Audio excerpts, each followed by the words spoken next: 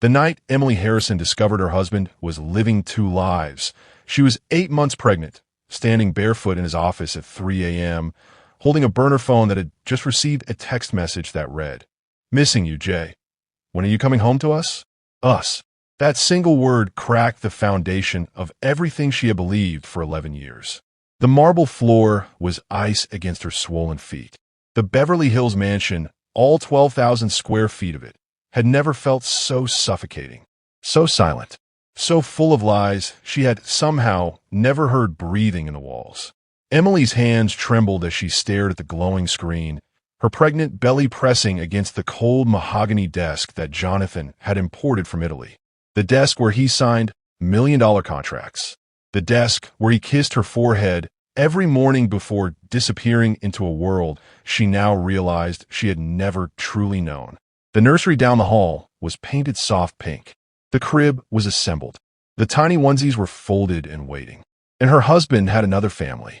She scrolled through the messages, each one a knife twisting deeper into her chest. Asterisk, thank you for the new house, baby. It's perfect. Asterisk, the phone's blue light illuminated Emily's face. Pale, tear-streaked, but somehow steady. A strange calm was settling over her, the kind of calm that comes right before a storm destroys everything in its path. Asterisk, Sophia took her first steps today. I wish you could have been here. Asterisk, Sophia. He had named his other daughter, his secret daughter. While Emily had been decorating a nursery and dreaming of the family they would finally have, Jonathan had already built one. Somewhere else, with someone else. Asterisk, I know it's hard loving two families, but we're patient. We love you. Asterisk, two families. Emily's vision blurred. Her knees buckled. She caught herself on the edge of the desk, one hand flying instinctively to her belly where her daughter, asterisk their asterisk daughter, kicked against her palm as if sensing her mother's devastation. I've got you, Emily whispered to her unborn child, her voice cracking in the darkness. I promise. I've got you. But who had her? Who was protecting Emily Harrison while her husband built empires on lies and laughed in the faces of everyone who trusted him? The grandfather clock in the hallway struck 3:15. Each chime echoed through the mansion like a funeral bell. Emily should have been sleeping. She should have been resting, protecting her health, preparing for the birth that was only weeks away. But her bladder had woken her, a cruel consequence of third trimester pregnancy. And Jonathan's side of the bed had been cold. Again, she had told herself he was working. She had told herself that successful men kept long hours. She had told herself that the distance growing between them was normal, temporary, something that would heal once the baby arrived. But something had pulled her down the hallway tonight. Call it intuition. Call it fate. Call it the desperate instinct of a woman who had been ignoring whispers for far too long. The office door had been ajar. The drawer had been open, and now she knew. Emily photographed every message with shaking fingers, her mind racing faster than her heart. The cloud storage app she had never used suddenly became her lifeline. Screenshot after screenshot uploaded into the digital ether. Evidence that couldn't be deleted, couldn't be gaslit away, couldn't be explained by Jonathan's silver tongue and expensive lawyers. She didn't cry. The tears would come later. The grief. The mourning for the life she thought she was living. But right now, standing in her husband's office at 3 a.m., Emily Harrison felt something far more powerful than sorrow coursing through her veins. Asterisco, asterisco rage. Asterisco, asterisco pure. Calculated. Patient. The kind of rage that doesn't explode. The kind that waits. Plans. Destroys. Jonathan had made one catastrophic miscalculation. He had looked at Emily. Quiet, small-town Emily who smiled for cameras and attended charity luncheons and never questioned his late nights, and he had seen weakness. He had seen a woman he could control. He had seen a prop for his perfect public image. He had seen someone who would break beautifully and disappear quietly when he finally discarded her. He was wrong. Emily closed the burner phone's messaging app and opened the contacts. One name stood out. Monica. That was her name. The other woman. The mother of Jonathan's secret children. The woman who thought she was loved, just like Emily had thought she was loved. They were both pawns in his game. But Emily was about to flip the board. She placed the phone exactly where she had found it, careful not to disturb a single paper on Jonathan's pristine desk. She backed out of the office, her bare feet silent on the marble, her breathing controlled despite the chaos screaming inside her skull. Jonathan was still asleep when she slipped back into bed beside him. His breathing was steady, peaceful, the sleep of a man with no conscience. Emily stared at the ceiling, one hand resting on her belly, and made a vow to herself and to her unborn daughter. I will not confront him. I will not cry. I will not beg for explanations. I will watch. I will learn. I will document everything. And when the moment is right, when Jonathan Harrison stands at the peak of his glory, surrounded by everyone who admires him, I will burn his kingdom to the ground. The baby kicked again, as if sealing the promise. Emily closed her eyes, and for the first time in months, she smiled. If you think you know where this story is going, you don't. Stay close. Don't look away. If you haven't subscribed, do so now, because what Emily discovered next made the burner phone look like a love letter. Emily Mitchell had learned to survive long before she ever met Jonathan Harrison. Growing up in Cedar Falls, Nebraska, population 3,200, meant everyone knew your business. They knew that Emily's father had walked out when she was 7 years old, leaving behind nothing but a maxed-out credit card and a note that read, Asterisk, I wasn't built for this life. Asterisk, they knew that her mother, Ruth Mitchell, had worked double shifts at the local diner for 15 years just to keep the lights on. They knew that Emily wore secondhand clothes to school, that she ate free lunch in the cafeteria, that she spent summers picking strawberries at the Henderson farm for $3 an hour. What they didn't know, what Emily never told anyone, was the promise she had made to herself on her 13th birthday. She had been sitting on the back porch of their rented trailer, watching her mother's silhouette through the kitchen window. Ruth was crying again, thinking Emily couldn't hear. Crying over bills, crying over loneliness, crying over a life that had never given her a single break. I will never end up like her. The thought had been sharp and immediate, not cruel. Emily loved her mother more than anything in the world, but she had looked at Ruth's calloused hands, her exhausted eyes, her body aged 20 years beyond its time, and something had hardened inside Emily's chest. Asterisk, I will never depend on anyone. I will never let a man control my fate. I will find a way out. Asterisk, 12 years later, she had married one of the richest men in America. The irony wasn't lost on her now. Emily had met Jonathan at a moment when she was most vulnerable.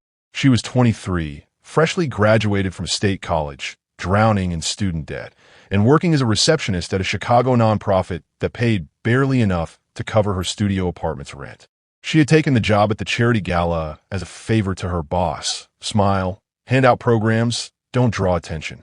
But Jonathan had noticed her anyway. He was magnetic in a way Emily had never experienced. When he spoke, people listened. When he smiled, rooms brightened. And when he focused his attention on her, this small-town girl in a borrowed dress, she had felt, for the first time in her life, like she mattered. You're different from everyone else here, he had told her that night, pressing his business card into her palm. Don't lose that. She should have run. She should have recognized the precision behind his charm, the calculation beneath his compliments. Men like Jonathan didn't fall for receptionists from Nebraska. They collected them. But Emily had been so desperate for someone to see her, really see her, that she had ignored every warning bell ringing in her chest. Within 6 months, she had abandoned her job, her apartment, and her carefully constructed independence. Within a year, she had become Mrs. Jonathan Harrison, wrapped in diamonds and silk, living a life she couldn't have imagined even in her wildest dreams. Her mother had cried at the wedding. You did it, sweetheart, Ruth had whispered, clutching Emily's hands. You escaped. You're finally safe. But safety, Emily now understood, was the most dangerous illusion of all. In 11 years of marriage, Emily had given Jonathan everything. Her youth, her trust, her identity. She had abandoned her college friends because Jonathan found them beneath her new status. She had stopped calling her mother as frequently because Jonathan complained that Ruth's small-town mentality was limiting Emily's growth. She had surrendered her dreams of becoming a writer because Jonathan insisted his wife didn't need a career. She had a purpose, supporting his legacy. Piece by piece, he had dismantled her until nothing remained but the shell of a woman who smiled for cameras and existed in the margins of his enormous life. And the worst part? Emily had let him do it. She had mistaken control for protection. isolation for intimacy, possession for love. The pregnancy had been her final attempt to reclaim something of herself. A child, someone who would love her unconditionally, someone who would need her, someone who would finally make the vast emptiness of the mansion feel like a home. But even that, Jonathan had turned into another performance. Our legacy, he called the baby during magazine interviews. Our brand. Not their daughter, their brand. Emily had smiled through every photo shoot, every public appearance, every carefully orchestrated moment of counterfeit happiness. Because what choice did she have? The prenuptial agreement Jonathan had convinced her to sign gave her nothing if she walked away. No assets, no property, no claim to the life they had built together. His lawyers had made certain of that. She was trapped, gilded cage, golden handcuffs, until the burner phone. In the 48 hours following her discovery, Emily moved through her life like a ghost. She made breakfast for Jonathan. She kissed his cheek when he left for work. She attended a luncheon with the wives of his business partners, laughing at their jokes, admiring their jewelry, pretending to care about their complaints regarding incompetent housekeepers. Behind her serene mask, her mind was a war room. Who could she trust? Not her mother. Ruth would panic, beg her to come home, and accidentally reveal everything to the wrong person. Not her so-called friends. They were Jonathan's friends first, society women who would sell her secrets for gossip points. Not the police. Jonathan had donated millions to local precincts, played golf with commissioners, funded campaigns for district attorneys. Emily was utterly alone, but she had something more powerful than allies. She had 11 years of observation, 11 years of watching her husband operate, his patterns, his weaknesses, his blind spots, and she was about to use every single lesson against him. The decision to fight back came 3 days after the burner phone discovery. Emily was sitting in her obstetrician's office, waiting for her weekly checkup, when Jonathan's name flashed across the television mounted in the corner of the waiting room. Asterisk real estate mogul Jonathan Harrison announces his upcoming honor at the National Developers Gala, the industry's most prestigious recognition. The news anchor's voice droned on, but Emily had stopped listening.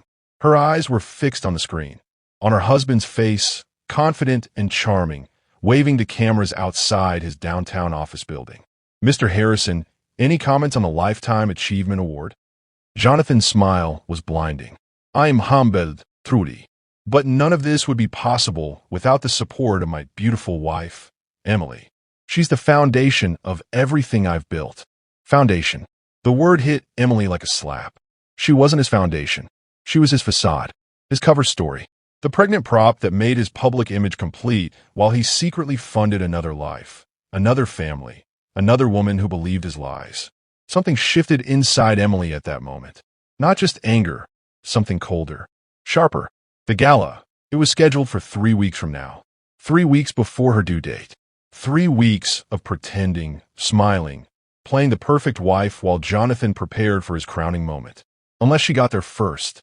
Emily placed her hand on her belly and whispered to her daughter, "You want a foundation? I'll give him a demolition." Finding Marcus Webb wasn't easy.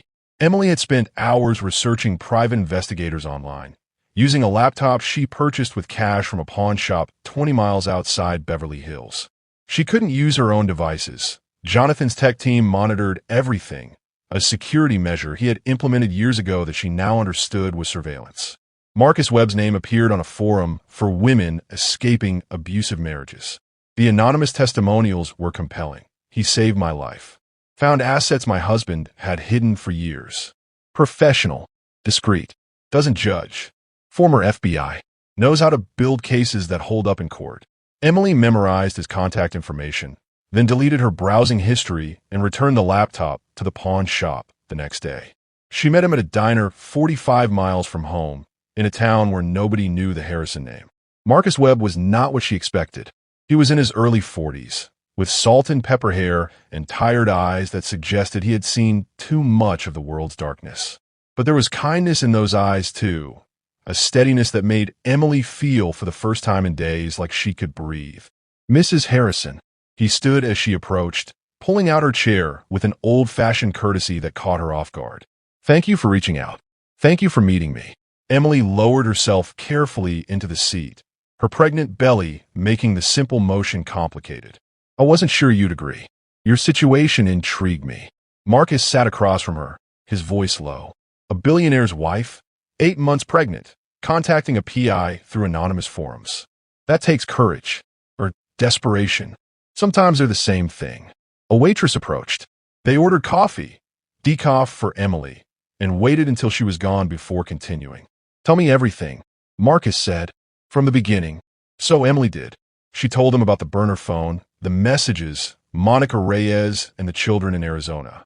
She told him about Jonathan's controlling behavior, the prenuptial agreement, the surveillance on her devices.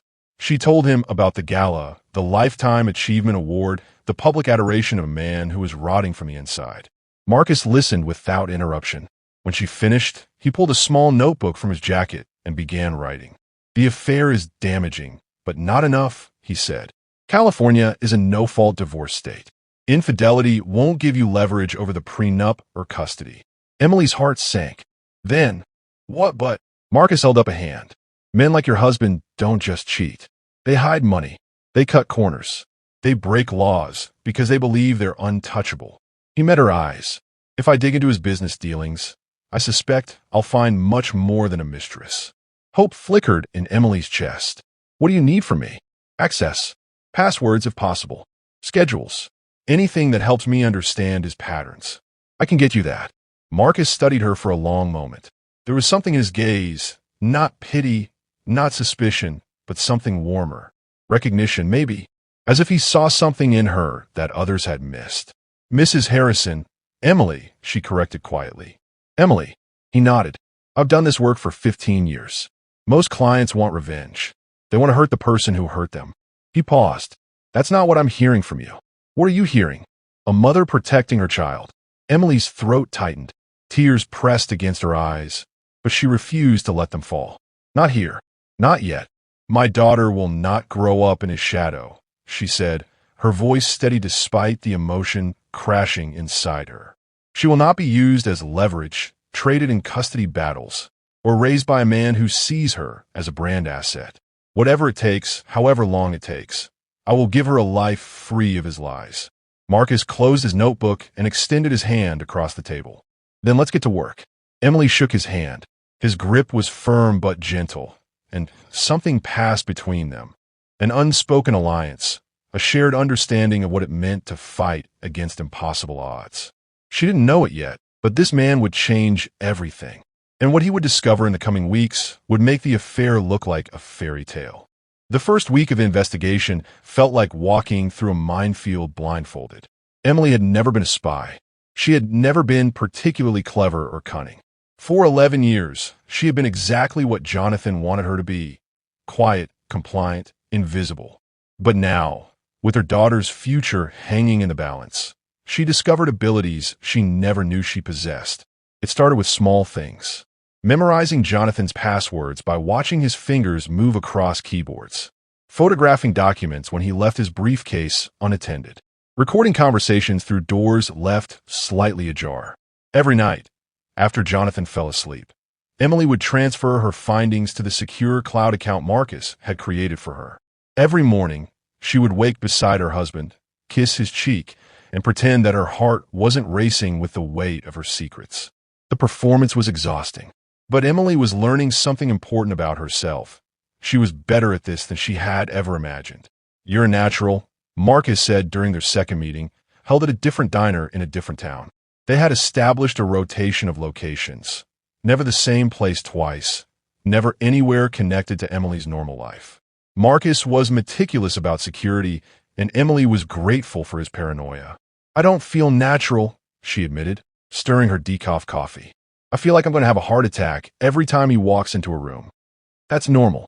The adrenaline keeps you sharp. It's also keeping me up at night. Marcus studied her across the table.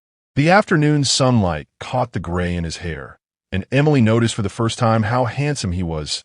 Not in the polished, manufactured way that Jonathan was handsome, but in a weathered, authentic way that spoke of experience and survival.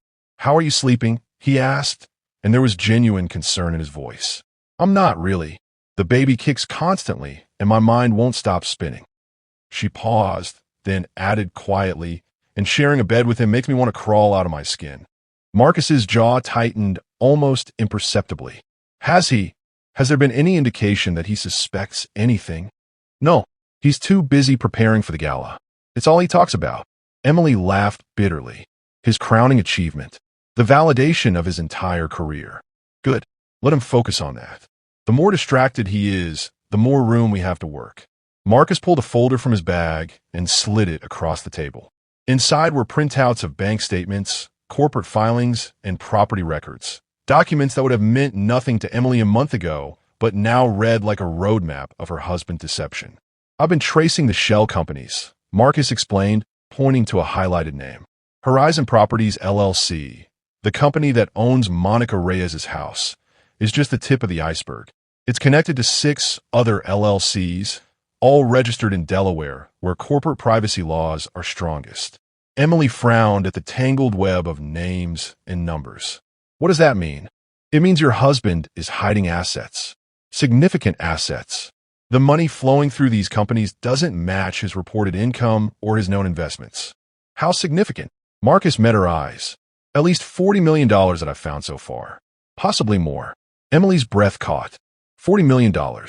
Hidden, while she had been signing a prenuptial agreement that entitled her to nothing. Where is it coming from? That's what I'm still trying to determine. But there are patterns that suggest money laundering. Funds moving through his real estate developments, inflated property values, payments to contractors that don't seem to do any actual work. So he's not just cheating on me. He's a criminal. Potentially, I need more evidence before I can say that definitively. Which is why Marcus hesitated, something flickering in his expression. Which is why I need to ask you to do something that might be dangerous. Emily's hand instinctively moved to her belly. What kind of dangerous? I need access to his private safe, the one in his office closet. She knew the safe he was talking about, a sleek, black cube hidden behind a panel of suits and shirts. Jonathan had never told her the combination, and she had never asked. It was one of many boundaries she had learned not to cross. I don't know the code. I can teach you how to crack it. It's a standard model, expensive, but not impenetrable. The question is whether you're willing to try. Emily stared at the folder of evidence in front of her. $40 million. Shell companies. A secret family. And somewhere in that safe, possibly the final pieces of the puzzle. When, she asked.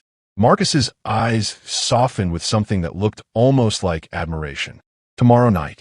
He has a dinner meeting that should keep him out until at least 10. Then tomorrow night it is. The dinner meeting was a lie. Emily discovered this by accident, scrolling through Jonathan's calendar on his tablet while he showered. The entry read, Client Dinner, Morton Steakhouse, 7 p.m. But when she checked his text messages, something she had learned to do with terrifying efficiency, she found a conversation that told a different story. Monica, Asterisk can't wait to see you tonight. The kids are so excited. Jonathan, I'll be there by 6. Tell them Daddy's bringing presents. Emily's stomach lurched, not from morning sickness. Those days were behind her, but from the visceral reality of his betrayal, refreshed with every new discovery. He was going to see them, his other family.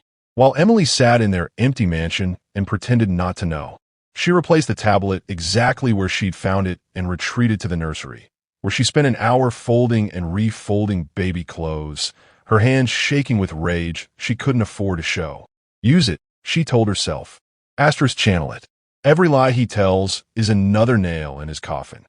Asterisk when Jonathan emerged from the bedroom, dressed in his signature charcoal suit and smelling of the cologne that used to make her heart race. Emily smiled. Big meeting tonight? Huge. He kissed her forehead, a gesture so automatic it meant nothing. Don't wait up. These client dinners always run late. Of course. Good luck. She watched him leave, his Tesla disappearing down the long driveway, and then she got to work. The safe was located exactly where Marcus had described, behind a false panel in Jonathan's office closet, concealed among rows of designer suits that cost more than her mother's annual salary. Emily's hands trembled as she followed Marcus's instructions, which she had memorized during their meeting. Feel for the panel seam. Press the lower right corner. The spring mechanism will release. The panel clicked open, revealing the black cube of the safe. Standard Titan model. 4-digit combination. Most people use dates, birthdays, anniversaries. Start with the obvious. Emily tried their wedding anniversary. Nothing. Jonathan's birthday. Nothing. Her birthday. She almost laughed at the futility of that one. Then, with a cold certainty, she punched in a date she had discovered in the burner phone messages. The birthday of Jonathan's other daughter. 0-8-1-5. August 15th. The safe clicked open. Emily's heart hammered so loudly she was certain the entire mansion could hear it. For a moment, she simply stared at the contents, stacks of documents, bundles of cash, a second passport she didn't recognize, and a thick manila envelope sealed with red tape. She photographed everything, her fingers steady despite her racing pulse. The passport belonged to someone named James Hartley, but the photo was unmistakably Jonathan. A second identity, a second life beyond even the one Monica knew about. The manila envelope contained documents that made Emily's blood run cold. Contracts, wire transfer records, and photographs of men she didn't recognize meeting with Jonathan in locations that looked foreign, a cafe in what might have been Prague, a hotel lobby somewhere tropical, an office building, with Cyrillic writing on the windows. There was also a handwritten list of names and numbers, with several entries crossed out in red ink. At the bottom, a notation that chilled her to the bone, liability eliminated. Payment confirmed. Emily didn't know exactly what she was looking at, but she knew enough to understand that her husband wasn't just an adulterer or a fraudster. He was something far more dangerous. She was closing the safe when she heard it. A car door slamming in the driveway. Panic flooded her system. The dinner should have kept him away for hours. Why was he back? Emily's fingers fumbled as she reset the combination, closed the panel, and straightened the suits to hide any evidence of her intrusion. She could hear the front door opening, Jonathan's footsteps echoing through the foyer. She had seconds to get out of the office. Moving as quickly as her pregnant body allowed, Emily slipped through the door and made it to the hallway just as Jonathan rounded the corner. Emily, his eyebrows rose. What are you doing up here? Her heart stopped. Asterisk, think. Asterisk. I was looking for you, she said, forcing her voice to remain steady. I thought I heard you come in earlier, and when I didn't find you in the bedroom. Jonathan's eyes narrowed slightly. For one terrifying moment, Emily was certain he could see through her, certain that her lies were written across her face in letters bright enough to illuminate the entire mansion. Then his expression softened. I forgot my phone, he said, pulling the device from his pocket. Left it on my desk like an idiot. Can't meet with clients without being connected. Of course. Emily smiled, hoping it didn't look as brutal as it felt. Is everything okay with the meeting? Perfect. Just a minor delay. He kissed her cheek, his lips lingering a moment longer than usual. You should rest, sweetheart. You're supposed to be taking it easy. I know. I will. She watched him disappear back through the foyer, listened for the sound of his car starting, and didn't breathe until the engine faded into silence. Then she collapsed against the wall, her entire body shaking.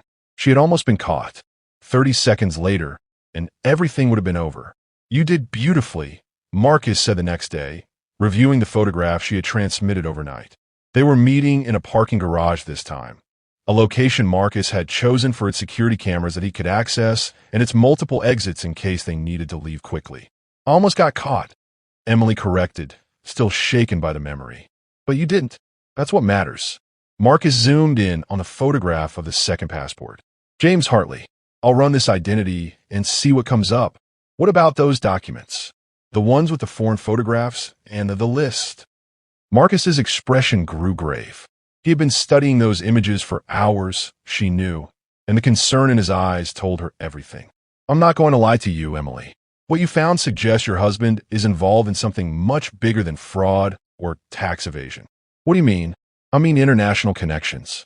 Possible money laundering on a global scale.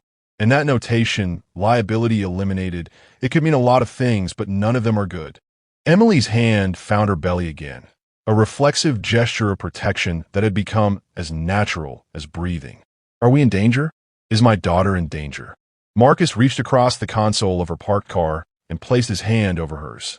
The touch was unexpected, warm and grounding in a way that made Emily's breath catch. I won't let anything happen to you, he said quietly. Either of you.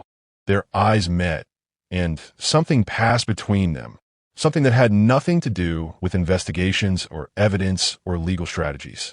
For a fleeting moment, Emily saw Marcus not as her private investigator, but as a man who looked at her with genuine care, a man who made her feel, for the first time in years, like she wasn't alone. She pulled her hand back, flustered. "We should focus," she said, her voice slightly unsteady. "Right." Marcus cleared his throat, and Emily noticed a faint flush on his cheeks. "Yes, focusing."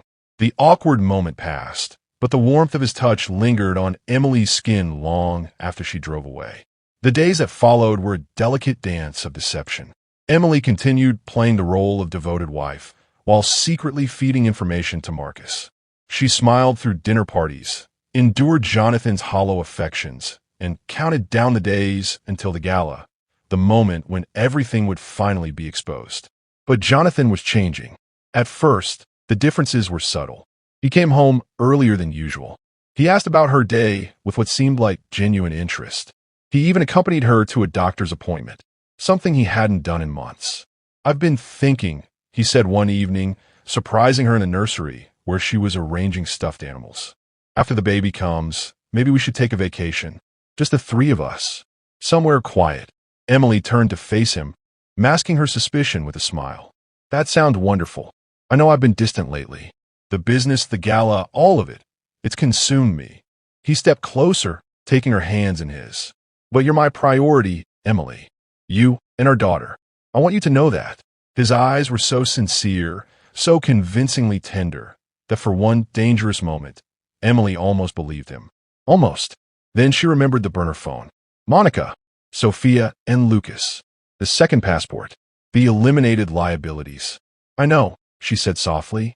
"I've always known."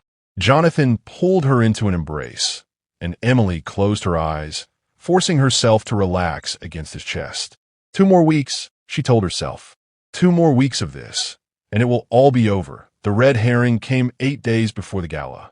Marcus called her on a secure phone he had given her, a prepaid device she kept hidden in a locked box beneath the floorboards of her closet. "We have a problem," he said without preamble. Emily's blood ran cold. "What kind of problem?" "The James Hartley identity. I traced it to a bank account in the Cayman Islands, standard offshore stuff, but the account was closed 3 months ago." "Closed? What does that mean?" "It means someone cleaned up, moved the money, erased the trail. It's like the identity never existed." Emily sank onto the edge of her bed. "So we have nothing?" "Not nothing. We still have the photographs, the documents, the evidence of the shell companies. But the Hartley identity was the strongest link to criminal activity. Without it, the case against Jonathan becomes shakier." Despair crashed over her like a wave. "Then what do we do?" There was a long pause before Marcus answered. "There's one more option, but it's risky." "Tell me." "Monica Reyes. She's lived with Jonathan's lies for 5 years. If she knows anything about his business dealings, his other identities, his secret accounts, she might be the key we need. You want me to contact her?" "No, I wanted to contact her, but I need your permission. Because if she tips off Jonathan, if she's more loyal to him than we think, everything falls apart," Emily finished. "Yes." She stared at the wall, her mind racing through possibilities and dangers. Monica Reyes was a stranger, a woman who shared Emily's husband, but not her circumstances. She could be an ally, or she could be the weapon that destroyed everything. "Do it," Emily said finally. "We're running out of time." The night before Marcus was scheduled to approach Monica, Emily couldn't sleep. She lay awake, staring at the ceiling, listening to Jonathan's steady breathing beside her. In 1 week, she would either be free or destroyed. There was no middle ground. Her daughter shifted inside her, pressing a tiny foot against Emily's ribs. "I'm doing this for you," she thought. "Everything I'm risking, every lie I'm telling, it's all for you." But was it? The question surfaced unbidden, and Emily couldn't push it away. Part of her wanted justice. Part of her wanted revenge. And part of her, the part she didn't fully understand, wanted to see the admiration in Marcus Webb's eyes when she succeeded.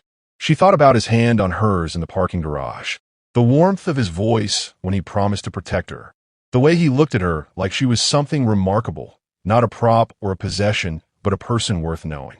"Stop it," she told herself firmly. "This isn't about him. This is about survival." but the warmth in her chest refused to fade. At 6 a.m., her phone buzzed with a message from the secure device. Emily fumbled for the hidden box, her heart pounding. Marcus's text was brief, but explosive. Monica agreed to meet. She has information. Big information. This changes everything. Emily read the message 3 times, her pulse racing. They weren't beaten yet. In fact, they might have just found their winning hand. Monica Reyes was not what Emily had imagined. Marcus had arranged the meeting at a small cafe in Pasadena, neutral territory far from both Beverly Hills and Scottsdale. Emily had insisted on being there, despite Marcus's concerns about her safety and the stress on her pregnancy. She needed to see the woman who had shared her husband. She needed to understand. Monica arrived 15 minutes early, which Emily knew because she had been watching from a bookstore across the street for nearly an hour. She was beautiful, of course. Jonathan would never choose someone who wasn't. But there was a weariness in her posture, a heaviness in her movements that spoke of exhaustion beyond the physical. She wore simple clothes, jeans, a white blouse, minimal makeup, and kept glancing at the door like a woman expecting danger to walk through at any moment. Emily crossed the street and entered the cafe. Monica's eyes widened when she saw her, when she saw the pregnant belly, the tired face, the wedding ring that matched the one Jonathan had given her years ago. For a long moment, neither woman spoke. Then Monica whispered, her voice breaking, "You're her. You're the wife." Emily slid into the booth across from her. "And you're the other woman." Except neither of us knew we were playing roles in his production. Monica's eyes filled with tears. "I swear to you, I didn't know. He told me you were divorced. He told me you had left him years ago, that you wanted nothing to do with him. He said he was waiting for the legal paperwork to finalize before we could go public. For 5 years. I know how it sounds. I know I was stupid." Monica's hands trembled around her coffee cup. "But you have to understand, when Jonathan focuses on you, when he makes you the center of his world, it's like nothing else exists. He made me feel special, loved, safe." Emily nodded slowly. "I know. He did the same to me." The shared recognition passed between them. 2 women who had fallen for the same illusion, been manipulated by the same master, lost themselves in the same carefully constructed fantasy. Marcus appeared at the table, sliding in beside Emily. His presence was reassuring, solid, a reminder that she wasn't alone in this anymore. "Thank you for coming, Ms. Reyes," he said. "I know this isn't easy." Monica wiped her eyes. "You said on the phone that you had evidence. That Jonathan was involved in things beyond the affair." "That's correct. But I also said we needed your help to complete the picture." Monica glanced around the cafe nervously. "If he finds out I'm talking to you, he won't," Emily said quietly. "I've been living under his surveillance for 11 years. I know how to stay invisible." Something in Emily's voice seemed to steady Monica. She took a deep breath and reached in her purse, pulling out a small flash drive. 3 years ago, Jonathan asked me to hold on to something for him. He said it was insurance, documents he needed to keep safe but couldn't store in his own name. He made me promise never to look at them. Marcus leaned forward. "But you did look." Monica nodded, shame coloring her cheeks. "About a year ago, we had a fight. He had missed Lucas's birthday party, and I was angry. I wanted to find something I could use against him, something to make him pay attention." She pushed the flash drive across the table. "What I found made me realize I was in over my head." Emily picked up the drive, feeling its weight like a grenade in her palm. "What's on here?" Monica's voice dropped to barely a whisper. "Proof that Jonathan didn't just build his empire on fraud. He destroyed people to do it. Business partners who threatened to expose him. Witnesses who knew too much. There are records of payments to men who made problems disappear." The cafe seemed to shrink around Emily. The ambient noise faded to a distant hum. "Disappear," she repeated. "You mean?" "I mean exactly what you think I mean." Monica's eyes were haunted. "I've been living with a monster for 5 years, and I've been too afraid to do anything about it." Marcus took the flash drive from Emily's trembling hand. "This changes everything. If what you're saying is true, we're not just building a case for divorce. We're building a case for federal prosecution." "I know." Monica looked at Emily, and for the first time, there was something like hope in her expression. "That's why I'm here. I'm done being afraid. I'm done letting him control my life, my children's lives." She paused. "Our children's lives." The correction hung in the air, a bridge built between two women who should have been enemies but found themselves united by a common enemy. Emily reached across the table and took Monica's hand. "We're going to stop him," she said. Together, the contents of the flash drive exceeded their worst expectations. Emily sat in Marcus's home office that evening, watching him scroll through files that documented nearly a decade of criminal activity. Wire transfers to offshore accounts, photographs of meetings with known criminals, and most damning of all, communications that implicated Jonathan in the deaths of 3 people who had threatened his empire. David Chun, a former business partner who had discovered the money laundering and threatened to go to the authorities. His car had gone off a cliff in Malibu 2 years ago. The death was ruled an accident. Sandra Whitmore, an accountant who had stumbled onto discrepancies in Jonathan's books. She had died of an apparent drug overdose, despite having no history of substance abuse. And Robert Callahan, a journalist who had been investigating Jonathan's connections to organized crime. He had simply vanished one night, his body never recovered. For each name, there were records of payments, large sums transferred to anonymous accounts in the days before each death. Emily stared at the screen, her entire body cold. "He killed them," she whispered. "He had them killed, or paid someone to do it." Marcus confirmed grimly. "The evidence is circumstantial but compelling. Combined with the fraud charges, it would be enough to open a federal investigation." Emily's hand moved to her belly, where her daughter was kicking with unusual intensity, as if sensing her mother's distress. "I've been sleeping next to a murderer," she said, her voice hollow. "For 11 years, I've been married to a man who orders people killed like he's ordering lunch." Marcus turned away from the computer and knelt in front of her, taking her hands in his. "Emily, look at me." She raised her eyes to meet his, and what she saw there made her breath catch. There was no judgment in his expression, no blame. Only concern, only care, only something deeper that neither of them had acknowledged, but both of them felt. "None of this is your fault," Marcus said quietly. "Jonathan is a master manipulator. He fooled everyone, his investors, his colleagues. Monica, you. The fact that you discovered the truth and had the courage to act on it is remarkable." "I don't feel remarkable. I feel like a fool." "You're not a fool. You're one of the bravest people I've ever met." His hands were warm around hers, and Emily found herself leaning toward him, drawn by an invisible force that had been building for weeks. "Marcus," she whispered. "Emily." He said her name like a prayer, and something inside her broke open. She kissed him. It was gentle at first, tentative, questioning. But when he responded, pulling her closer, the gentleness gave way to something more urgent. Years of loneliness, months of fear, weeks of tension, all of it poured into that single, desperate connection. When they finally pulled apart, both breathing hard, Emily saw her own surprise reflected in Marcus's eyes. "I shouldn't have done that," she said, though she made no move to pull away. "Probably not," he agreed. "But I'm not sorry. Neither am I." They sat in silence for a moment, hands still intertwined, the weight of what had just happened settling around them like a new kind of gravity. Then Marcus's phone buzzed. He glanced at the screen, and his expression shifted from tenderness to alarm. "What is it?" Emily asked. "One of my contacts at the FBI. The gala is in 3 days, but they're ready to move now. They want to arrest Jonathan before he has a chance to flee the country." Emily's heart raced. "Now? But the gala, I thought we were going to expose him publicly, destroy his reputation before they took him down." "Plans change. With the evidence from Monica's drive, they have enough to charge him with conspiracy to commit murder. That's a flight risk they can't ignore." Emily stood, her mind racing through the implications. If they arrested Jonathan now, before the gala, he would still have allies. Powerful friends who would spin the narrative, claim persecution, raise doubts about the evidence. The public would never see the full extent of his crimes.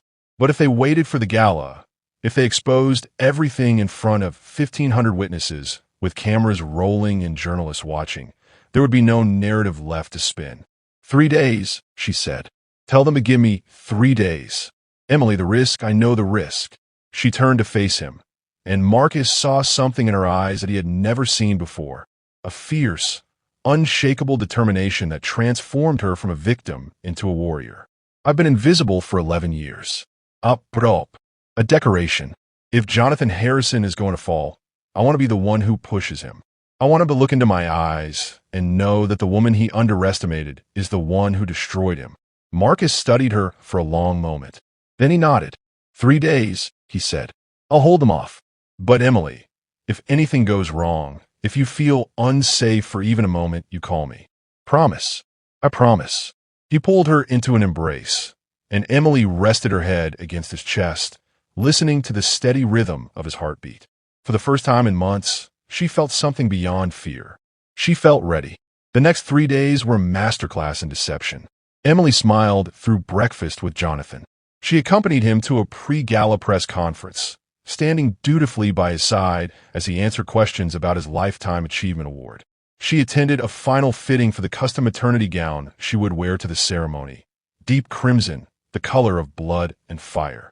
And every night, after Jonathan fell asleep, she reviewed the plan. The evidence would be loaded onto the gala's presentation system, ready to display on the giant screens at the touch of a button. Marcus had bribed the technical crew, ensuring they would cooperate when the moment came. Federal agents would be stationed outside, ready to move the instant Jonathan was exposed. Monica had provided a recorded video statement detailing everything she knew about Jonathan's crimes. It would play for the audience, one woman's testimony destroying the carefully constructed image of a philanthropic visionary. Emily had even written a speech, not a long one, just enough words to introduce the evidence, to frame the narrative, to ensure that everyone in that ballroom understood exactly what kind of man they had been celebrating. She rehearsed it alone in the nursery, her daughter kicking against her belly as if offering encouragement. Your father is a monster, Emily whispered, her hand pressed against her stomach. But you will never know him. You will only know me. And I promise you, sweetheart, I promise you will grow up knowing what strength looks like. The morning of the gala, Emily woke to find Jonathan already dressed and standing by the window. He was watching the sunrise over Beverly Hills, his silhouette outlined against the golden light. For a moment, he looked almost peaceful, almost like the man she had fallen in love with all those years ago. Then he turned, and his eyes met hers, and she remembered what he really was. Today's the day, he said, smiling. The pinnacle of my career. And I want you to know, Emily, none of this would have been possible without you. She sat up slowly, returning his smile with one of her own. You have no idea, she said, how true that is. The grand ballroom of the Ritz-Carlton was a cathedral of excess. Emily stood at the entrance, her crimson gown flowing around her pregnant belly like liquid fire, and surveyed the kingdom her husband had built on bones and lies. Crystal chandeliers scattered light across 1,500 guests dressed in designer gowns and tailored suits. Champagne towers glistened beside ice sculptures shaped like buildings, monuments to Jonathan's ego, frozen tributes to a legacy that would melt before the night was over. Jonathan's hand rested on the small of her back, proprietary and warm.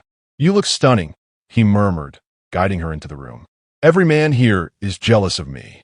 Emily smiled, her heart pounding beneath her composed exterior. I wanted to look my best for your big night. Our big night, he corrected, squeezing her waist.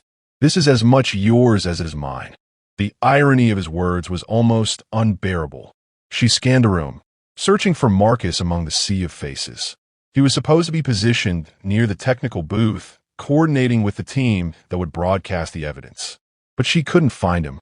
Her phone buzzed silently in her clutch.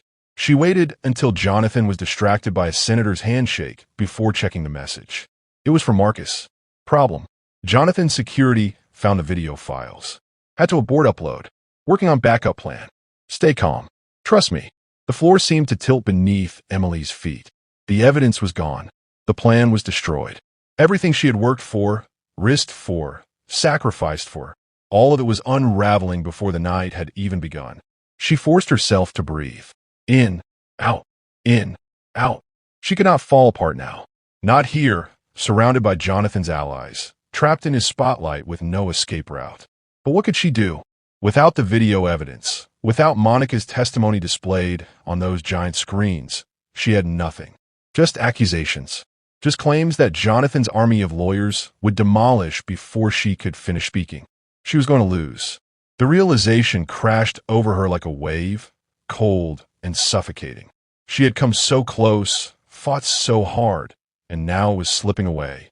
Jonathan appeared at her side, 2 champagne glasses in hand. "Sparkling water for you," he said, offering her a crystal flute. "Can't have my wife drinking anything that might harm our daughter." Our daughter. The words hit Emily like a physical blow. This man had ordered people killed. He had maintained a secret family. He had lied and cheated and stolen for decades. And he stood here speaking of their daughter as if she were an asset, a possession, another trophy for his collection. Something shifted inside Emily. Fear gave way to fury. Despair gave way to determination. She had spent 11 years being quiet, compliant, invisible. She had let Jonathan shape her into what he wanted, a beautiful, silent accessory to his monstrous life. No more. If the technology had failed, she would use the only weapon she had left, her voice. The ceremony began at 8 o'clock precisely.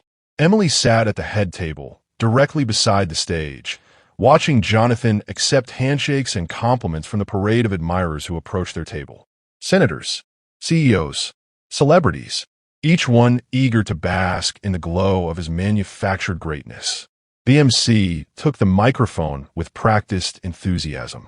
"Ladies and gentlemen, tonight we honor a visionary, a man who transformed empty lots into thriving communities, who turned abandoned buildings into architectural masterpieces.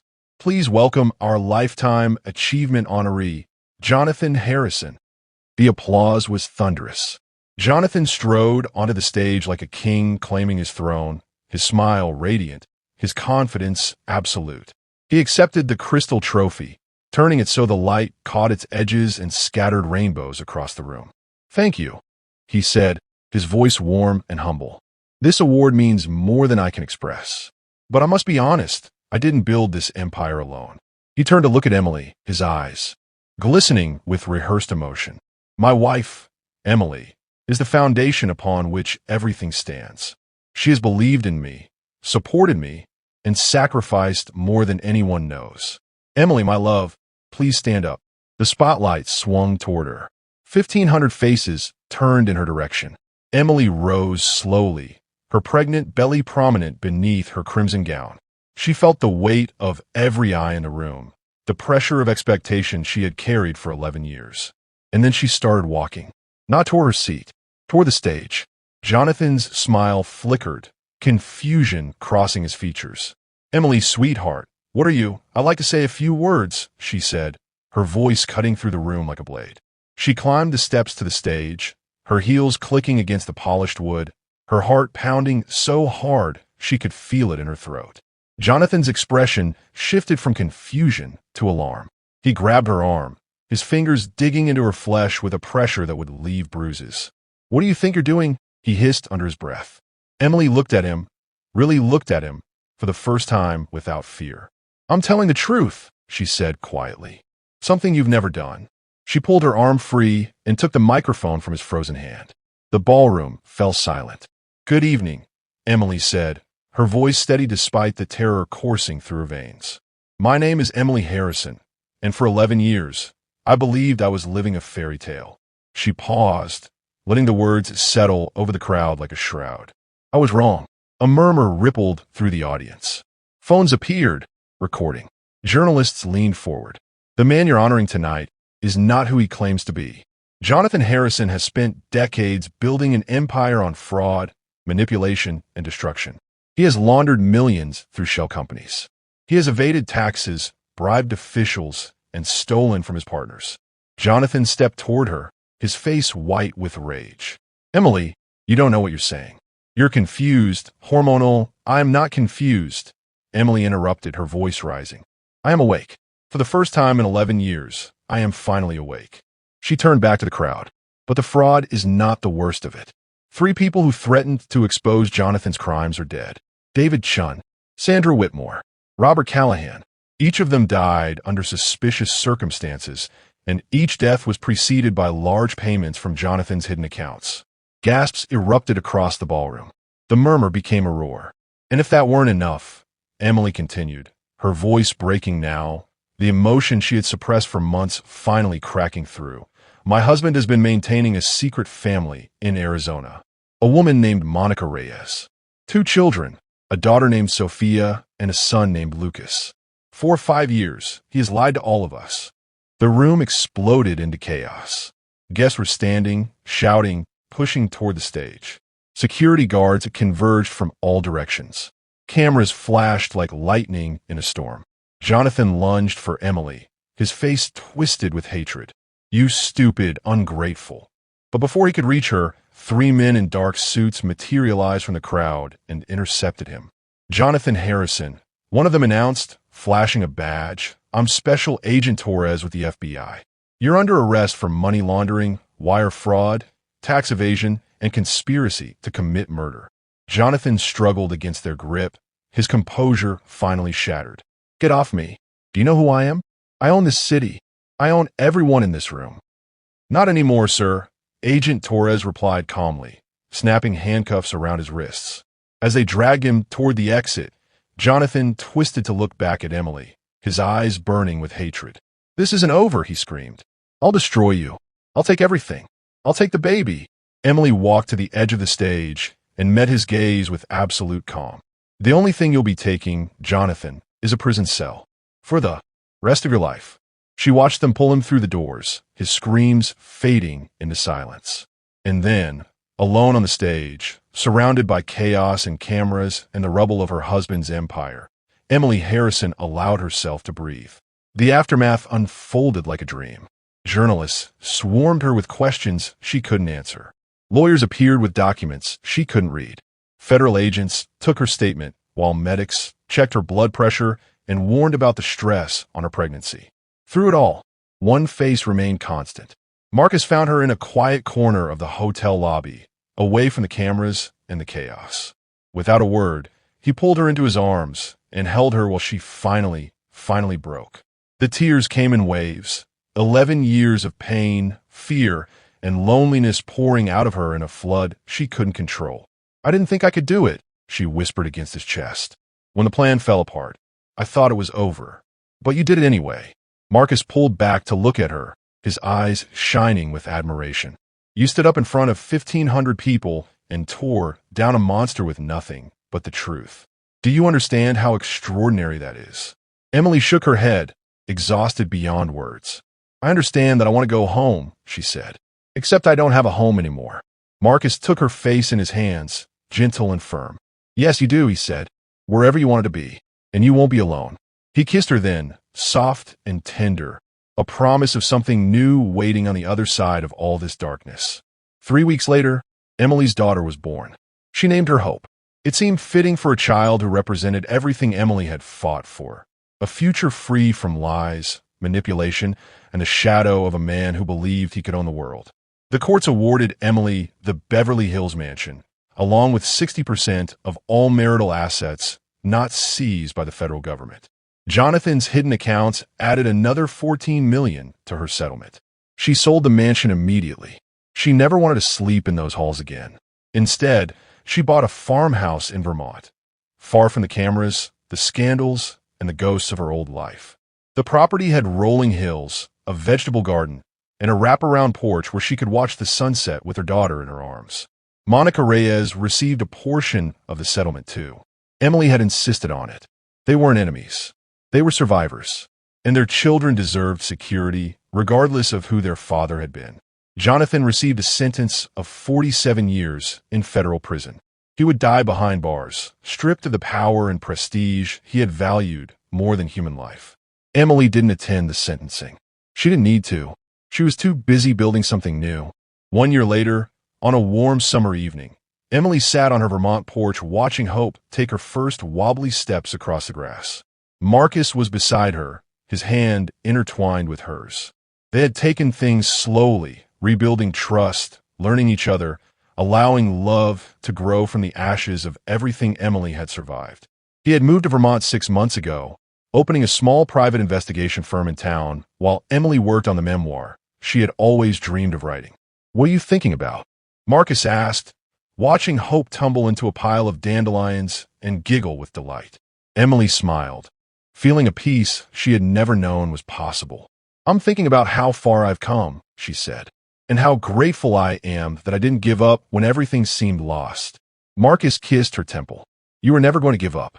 It's not who you are. Hope looked up from her dandelions and waved her chubby fist, demanding attention. Emily laughed and rose to scoop her daughter into her arms. "Come here, my brave girl," she whispered, breathing in the sweet scent of baby shampoo and summer grass. "Mama's got you. Mama's always got you." As the sun dipped below the mountains and fireflies began to dance across the lawn, Emily held her daughter close and understood, finally, what it meant to be free. Not free from struggle, not free from pain, but free to choose her own path. Free to love without fear.